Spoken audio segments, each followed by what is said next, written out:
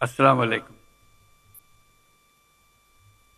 আজ বহুদিন পরে বাংলাদেশ অ্যাডমিনিস্ট্রেটিভ সার্ভিসেস অ্যাসোসিয়েশনের কল্যাণে চীন মৈত্রী সম্মেলন কক্ষে আসার সুযোগ হলো আমার।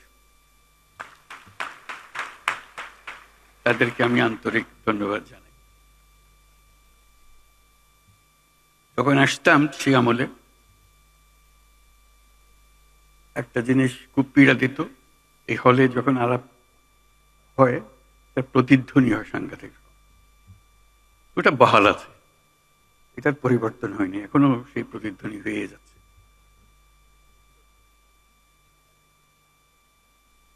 আমি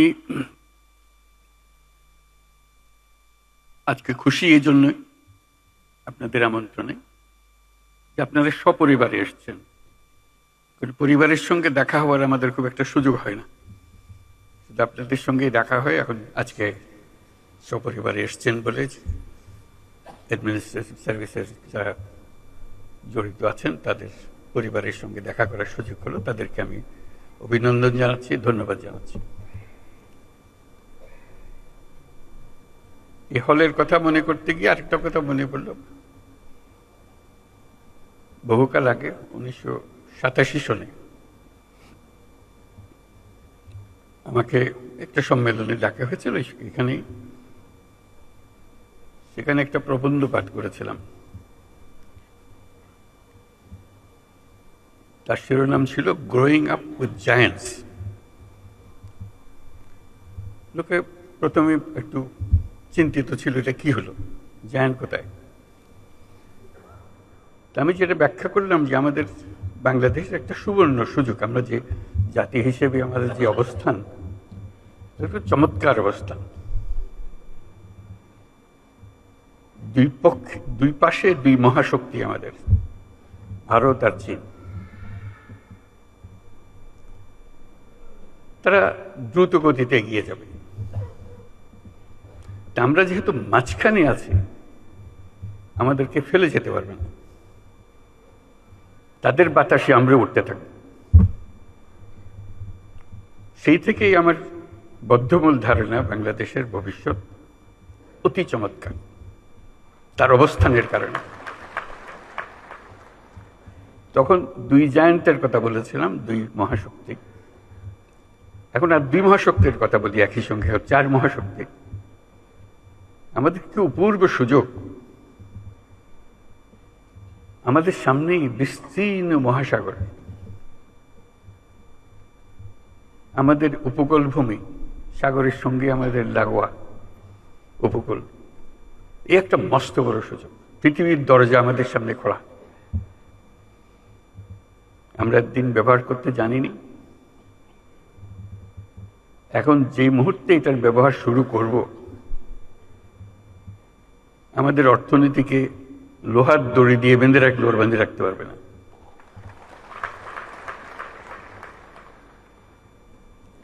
এবং আমাদের উত্তরে হলো সে বিখ্যাত হিমালয় পর্বতমালা, যেখানে জমে আছে আমাদের যাবতীয় শক্তি,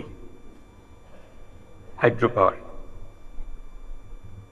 কত শক্তি দরকার বাংলাদেশের, এখানে সব জমা আছে, হারিয়ে যাচ্ছে না, শুধু নেবার অপেক্ষায়। শুধু প্রতিবেশী দেশের সঙ্গে একটা সম্পর্ক করা, যাতে করে আমরা এই 40 মাইল বা যে দূরত্বটুকু দুই দেশের মধ্যে আছে, নেপাল আর বাংলাদেশের মধ্যে, ওটুকু অতিক্রম করা। আর কিচ্ছু না। ওরা এক পায়ে খাড়া, নেপাল বারে বারে বলছে আমাদের এটা নিয়ে যাও। আমরা এক পায়ে খাড়া নেবার জন্য মাঝখানে ওইটুকু পথ অতিক্রম করার সুযোগ আমাদের এখন দেওয়া হচ্ছে না। আশা করি তাদেরই কারণে, তাদের অর্থনৈতিক কারণে সেটা আমাদেরকে দেবে। এটা সবার মঙ্গলের জন্য, কারো একজনের উপকার একজনের অপকার এরকম কিছু না। যদি আমরা সেই পথটা খুলে পাই, এখন সামান্য কিছু পেয়েছি, ওটাও কিছুই না, বড় আকারে যদি পাই, বাংলাদেশকে আটকে রাখার কোনো ক্ষমতা কারো নাই। আমরা মহা সৌভাগ্যবান এক জাতি, তার অবস্থানের কারণে। সেই জাতির দুঃখ কেন থাকবে আমি বুঝতে পারি না। এটা আমাদের কপালের দোষ নাকি আমাদের চরিত্রের দোষ না আমাদের চিন্তার দোষ? যদি হয়ে থাকে সেগুলোর থেকে আমরা মুক্ত হই। আমরা তো তড়িৎ গতিতে এগিয়ে যেতে চাই। এটা একটা মহাশক্তিধর অর্থনীতি তৈরি হবে। আজকে কুমিরা থেকে টেকনাফ পর্যন্ত যে উপকূল ভূমি, সেখানে যদি কাতারে কাতারে সব নৌবন্দর স্থাপন হয়, মাতারবাড়ির গভীর সমুদ্র বন্দর পর্যন্ত যদি আমরা দুনিয়ার সব জাহাজকে আশ্রয় দিতে পারি, তাদের কাজ করার জন্য সুযোগ সুবিধা দিতে পারি, আমাদেরকে আটকাবে কে? এবং শুধু যে সমুদ্র বন্দর আমরা ব্যবহার করব, আমাদের মালামাল যাবে, তা তো না। আমাদের একটা নিজস্ব অর্থনৈতিক অঞ্চল আছে, সেই অঞ্চলটাকে আমরা এখনো খুলতে পারিনি, কিন্তু অঞ্চল অপেক্ষা করছে আমাদের জন্য। আমাদের অঞ্চল হলো, উত্তরে হলো নেপাল আমাদের অঞ্চল। নেপালের সৌভাগ্য, তারা হিমালয় পর্বতের পাদদেশে আছে। দুর্ভাগ্য হলো সমুদ্রের দেখা তাদের হয় না। তাদের সমুদ্র দেখতে হলে আমাদের মাঝখান দিয়ে দেখতে হবে, আমাদের মাধ্যমে দেখতে হবে। সে পথ আমরা করে দিই, আমরা একসঙ্গে যৌথ অর্থনীতি গড়ে তুলি। তার সমুদ্রের অভাব, আমার পর্বতের অভাব, হাইড্রো, দুই অভাব একসঙ্গে পূরণ করি দুজনে। ভুটান একই কাণ্ড, তারও সমুদ্র দর্শন হয় নাই। তাকে সমুদ্রে আসতে হলে আমার পথ দিয়ে আসতে হবে, আমরা তাকে স্বাগত জানাই। তেমনি ভারতের পূর্বাঞ্চল একই অবস্থা, নেপালের যে অবস্থা, ভুটানের যে অবস্থা,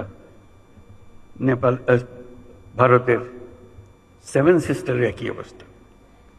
তার সমুদ্র দর্শন তার হয় না, হবে না। তার সঙ্গে আমরা যোগ দিই একসঙ্গে এই অর্থনৈতিক অঞ্চল। আমাদের যে সমুদ্র বন্দর, তাদের মাল আনা নেওয়া করবে, আমাদের মাল আনা নেওয়া করবে, তাদের কাছে যাবে। তাদের অর্থনীতি আমাদের অর্থনীতি একসঙ্গে জাগবে। তারাও খুব কষ্টের অবস্থায় আছে, তারা খুব ভালো অবস্থায় নেই। তারা এই সুযোগ পেলে তারাও আনন্দিত, তাদের ব্যবসা আমাদের ব্যবসা রমরমা ব্যবসা হবে, একসঙ্গে ব্যবসা হবে।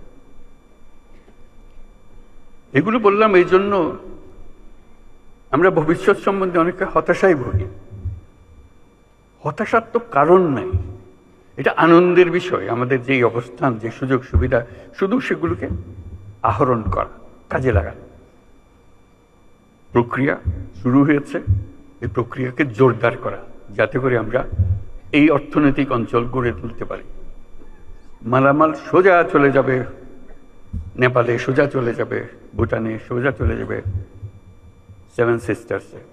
তাদের মালামাল আমাদের মাঝখান দিয়ে, আমাদের ব্যবসা তাদের ওখানে যাবে, তাদের ব্যবসা আমাদের এখানে আসবে। সেটাই তো হলো অর্থনীতি। কাজেই প্রাকৃতিক দিক থেকে আমরা খুবই সৌভাগ্যবান। তার চেয়ে একটা বড় সৌভাগ্যবান আমরা, আমাদের একটা মস্ত বড় জনসংখ্যা। আগে মনে করতাম এটা বড় বোঝা বোধ, এটা সম্পদ, মানব সম্পদ। যেহেতু প্রযুক্তি আসার ফলে কোনো মানুষই আর কোনো বোঝা নয়, প্রতিটি মানুষই হলো এখন সম্পদ, উদ্ভাবনের সম্পদ, এন্টারপ্রেনিয়রশিপের সম্পদ, নতুন আবিষ্কারের সম্পদ। আমরা সেই সম্পদের সম্পদশালী। আমরা পৃথিবীর 8ম জনসংখ্যার দেশ। কাজে সোজা কথা না, তলারের জায়গা না, একদম উপরের জায়গা। মানুষ এগোতে পারছে না বহু দেশে তার মানুষের অভাবে। আমরা যে মধ্যপ্রাচ্যের লোক পাঠাই, তারা কোন দুঃখে আমাদেরকে নেই? তাদের লোক নাই, সেই জন্য আমাদেরকে ডাকে। পৃথিবীর সব লোক বসে আছে কখন আমাদের থেকে লোক পাবে। আমি প্রায় বলেছি, চীন যেভাবে অগ্রসর হচ্ছে, চীন হলো সবচেয়ে বেশি সর্বোচ্চ সংখ্যক জনসংখ্যার দেশ। আমাদের যেভাবে অগ্রসর হচ্ছে, কিছুদিন পরে বোধহয় আমাদের কাছ থেকে লোক চাইবে, তার এত টান করবে তখন। এই হলো আমাদের সুযোগ। আমাদের সুযোগ শুধু সংখ্যায় না, আমি সংখ্যার উপর বেশি গুরুত্ব দিচ্ছি না, সংখ্যা গুরুত্বপূর্ণ, কিন্তু প্রতিটি তরুণ বাংলাদেশের মহাশক্তি, মহাপ্রচণ্ড শক্তি। সেই তারুণ্য বিশ্ব জয় করতে পারে। সেই তারুণ্য আমাদের যত রকমের অভাব আছে, যত রকমের ঘাটতি আছে, তার চাইতে অনেক বেশি সে নিয়ে আসতে পারে। সে একটু সম্পূর্ণ ভিন্ন এক প্রজন্ম। সেই প্রজন্মের জন্য দরজা খুলে দিতে হবে। আমরা শুধু বসে আছি দরজা তালা লাগানোর জন্য। এটা বলতে পারি, এটা অনাবশ্যক, সবাই অনুভব করি। আমাদের তারুণ্য জুলাই মাসে যা দেখিয়েছে, আগস্ট মাসে যা দেখিয়েছে, সেটা তো পৃথিবীর একটা অনন্য দৃষ্টান্ত। এটা সাধারণ একটা ঘটনা না, যেরকম করে অন্য দেশে বিপ্লব হয়, এই হয়। এই বিপ্লব কোথাও হয় নাই। তার প্রতিটি জিনিস যদি আপনারা বিচারে বসেন, দেখবেন যে এটা প্রতিটি দিক থেকে অনন্য। সেই অনন্য ক্ষমতা এই দেশের তরুণদের মধ্যে আছে। এটা হারিয়ে যাবে না। আপনারা মনে করেন না যে এটা এক ঘটনায় শেষ। এটা শেষ হয় নাই, শুরু হলো মাত্র। কাজেই সেইভাবে আমাদেরকে এই তরুণদের সুযোগ দিতে হবে।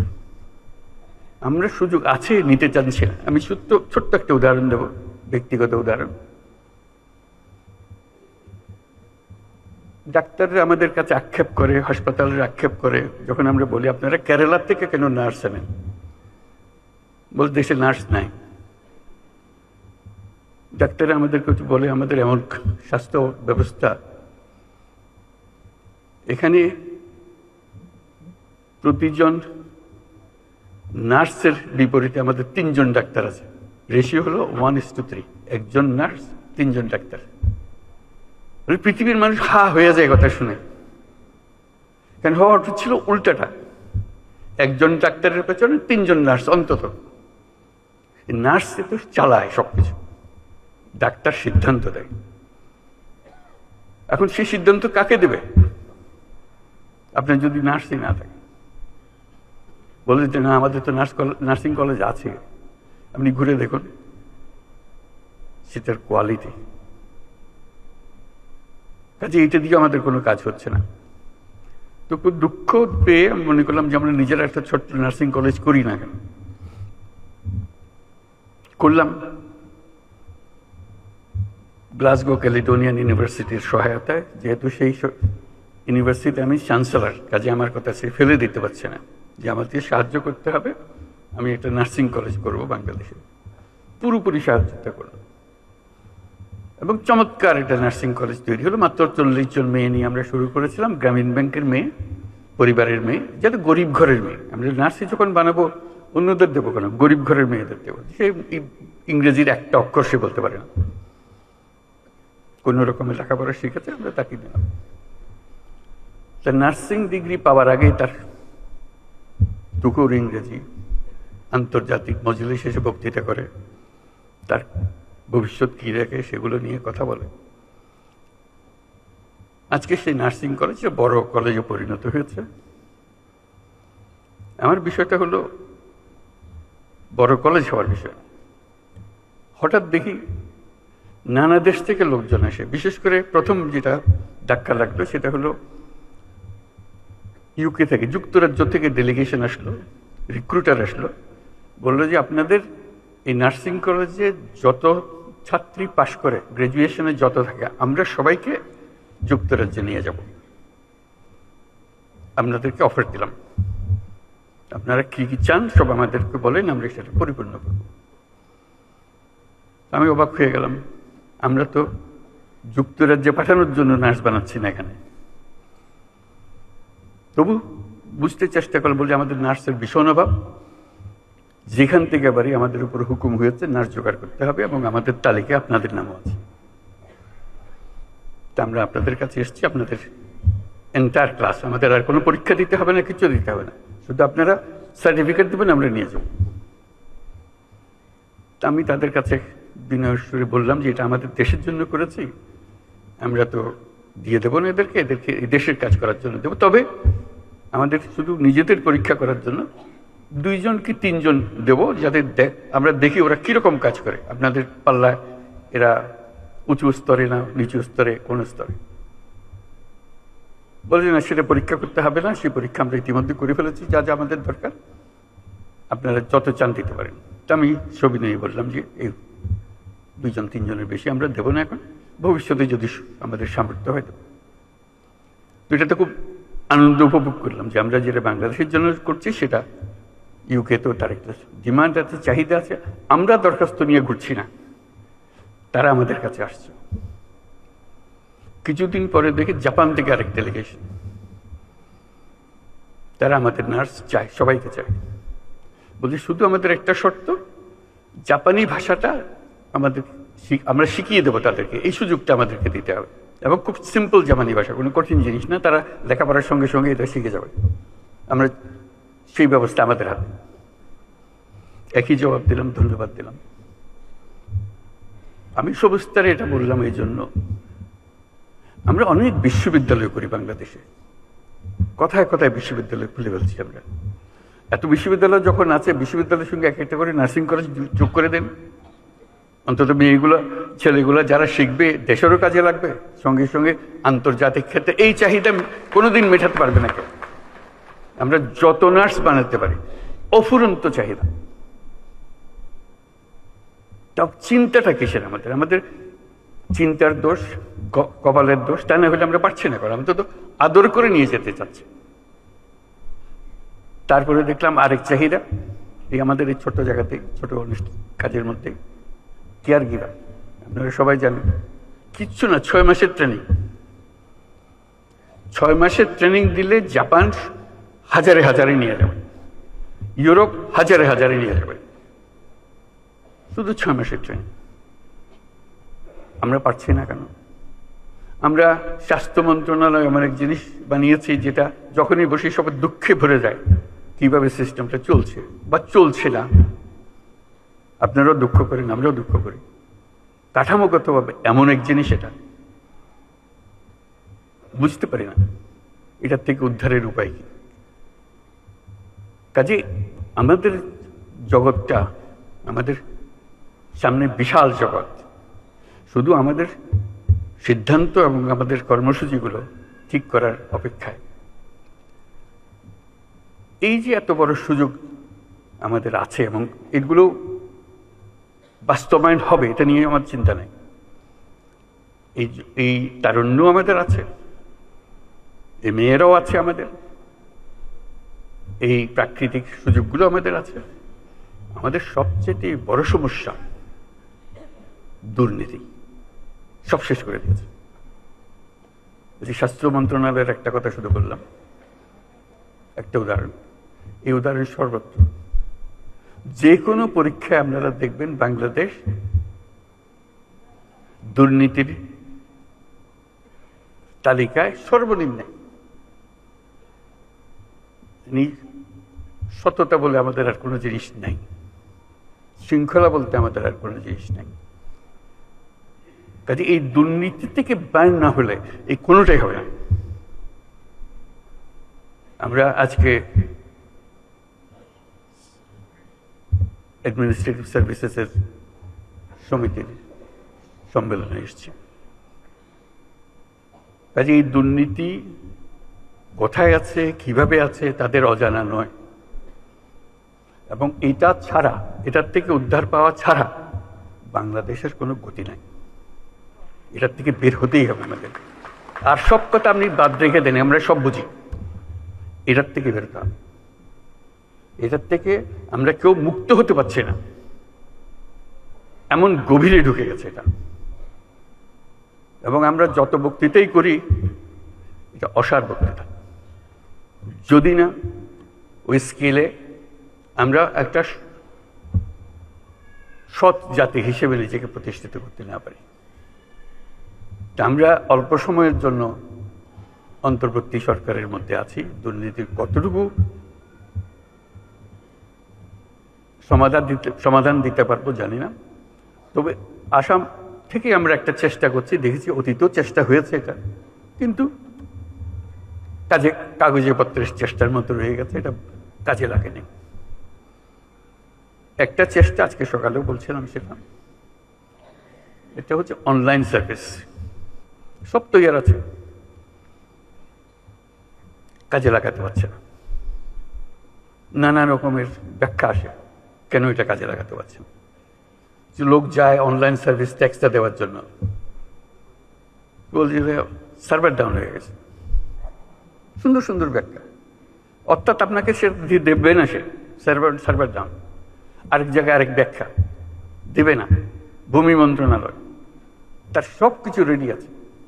এমন জায়গা নেই আন্তর্জাতিক সহায়তার কারণে এগুলো তৈরি হয়েছে, কাজে লাগানো হয়নি।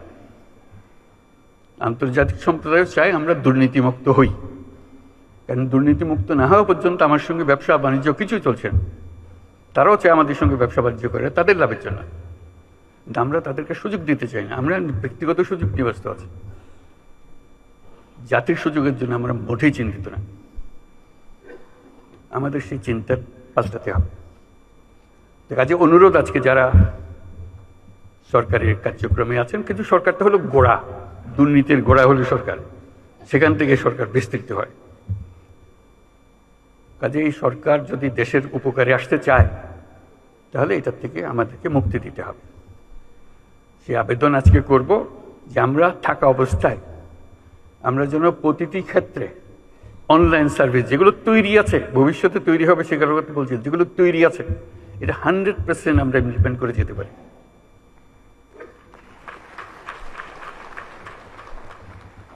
কেউ যেন এটা বাধা দেওয়ার জন্য আবার কোমর বেঁধে লেগে না যায়, কারণ কোমর বেঁধে লেগে যাওয়ার যথেষ্ট কারণ আছে। কারণ এটি দিয়ে তার যত কিছু সুযোগ সুবিধা তার পেত, এটা বন্ধ হয়ে গেলে তার হবে তাকে।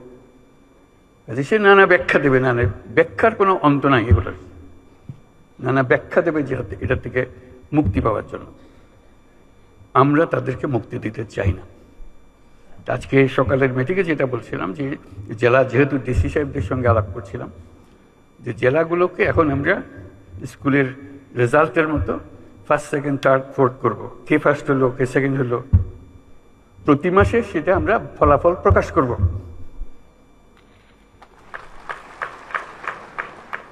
কিচ্ছু না, সাধারণ কথা, যে আপনার জেলায় করদানে অমুকে অমুকে কত শতাংশ এখন অনলাইন হচ্ছে।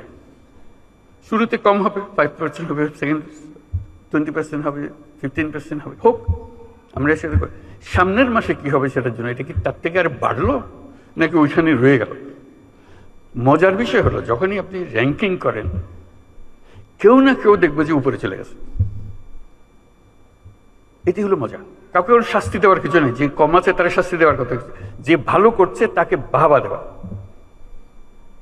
তাকে সবার সামনে দাঁড়িয়ে ফুলের মালা পরিয়ে দেওয়া, যে করেছে পাশে।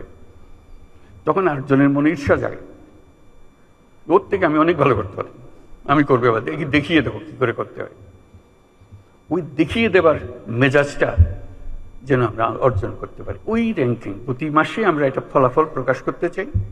সবাই তার বন্ধু বান্ধব সব জেলা দেখবে, কে কোন জেলা ফার্স্ট হলো, কোন জেলা সেকেন্ড হলো, কোন জেলা থার্ড হলো। যারা উপরে থাকবে তাদেরকে আমরা অভিনন্দন জানাবো, যারা নিচে গেলো তাদেরকে উৎসাহ দেবো, যে দেখো, চেষ্টা করে দেখো, আর একটু উপরে উঠতে পারে কিনা। গতবার তো তুমি ভালোই করতেছিলে, আবার নিচে নেমে গেলে কেন, কি হয়েছে আমাদেরকে বলো, তোমার কি সাহায্য করে, যাতে করে আস্তে আস্তে ওই 100%-এ চলে যেতে পারে।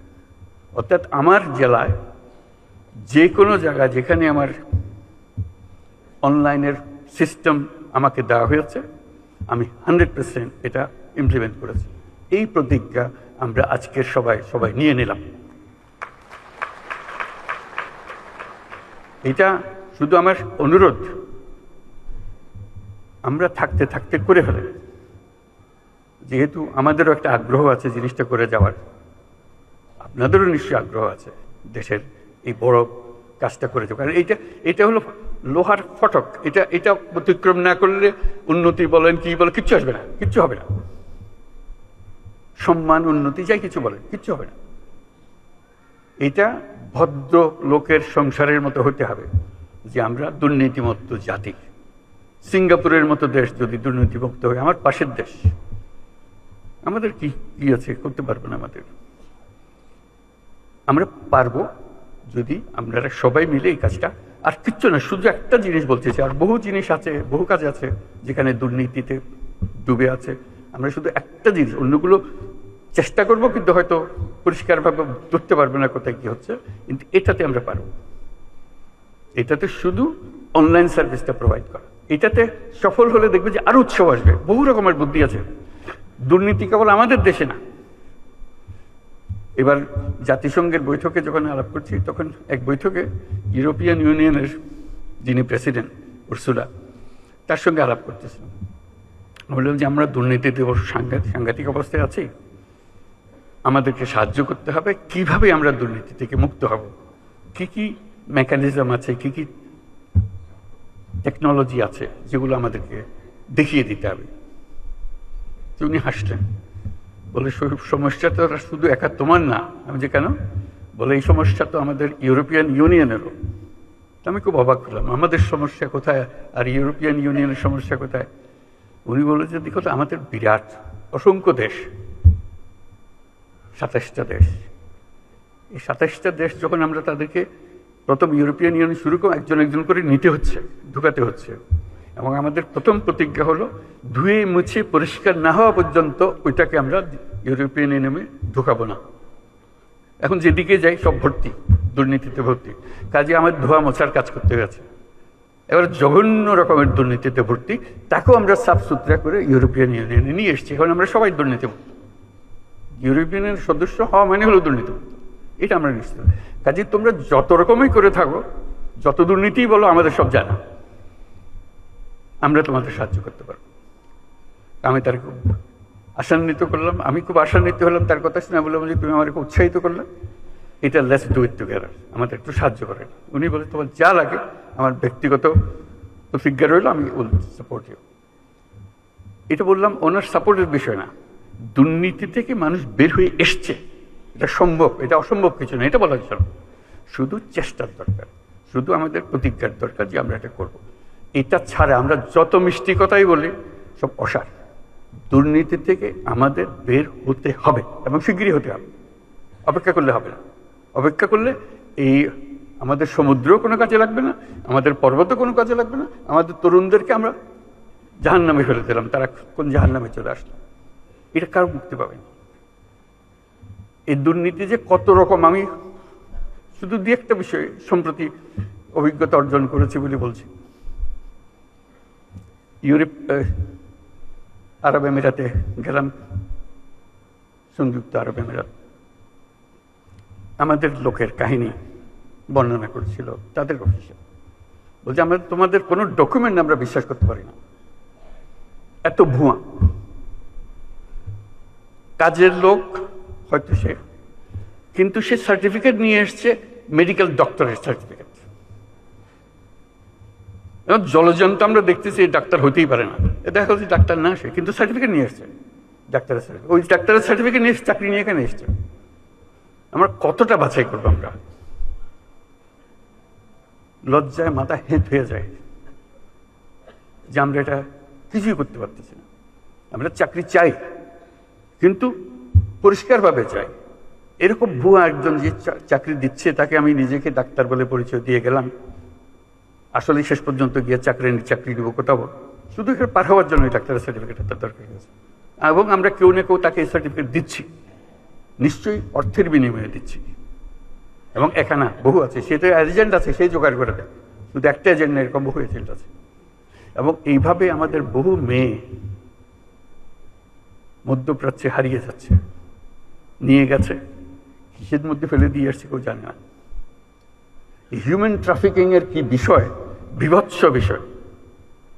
এবং মেয়েদের জন্য আমাদের মেয়েরা যাচ্ছে, তার কি অবস্থায় ফিরে আসছে, যদি সশরীরে ফিরে আসতে পারে, কত লাশ কোথায় চলে যাচ্ছে সেটার কোনো হিসাব নেই। এই কোন দেশ বানালাম আমরা? আমরা তো দায়ী। আমরা যে আজকে এখানে এসেছি, আমরাই তো দেশ চালাই। কাকে কি বলবো? আমাদের নিজের কাছে, নিজের সন্তানদের কাছে আমরা কি জবাব দেব যে কাউকে আমরা রক্ষা করতে পারছি না? এই মৃত্যুর জন্য, এই ট্রাফিকের জন্য আমরা দায়ী না? আমরাই তো দায়ী। আমরাই তো সহজ করে দিয়েছি তাকে যাওয়ার জন্য। এটা অসংখ্য কাহিনী, এগুলো আপনারাও জানেন, বহু জানেন। আমি একত্রের কথাগুলো বললাম যে এটা এই ভীষণ রোগ থেকে আমাদের সারা গায়ে ঘা, এটার থেকে মুক্ত হতে না পারলে কোনো দিকে অগ্রসর হবার আমাদের উপায় নেই। আমাদেরকে আজকে প্রতিজ্ঞা নিই, আমরা এই ঘা থেকে মুক্ত হব, সুস্থ হব। আমাদের কেউ দুর্নীতির দায়ে কেউ আমাদেরকে অভিযুক্ত করতে পারবে না। এইরকম সরকার চালাবো, এরকম সমাজ চালাবো। ধন্যবাদ সবাই।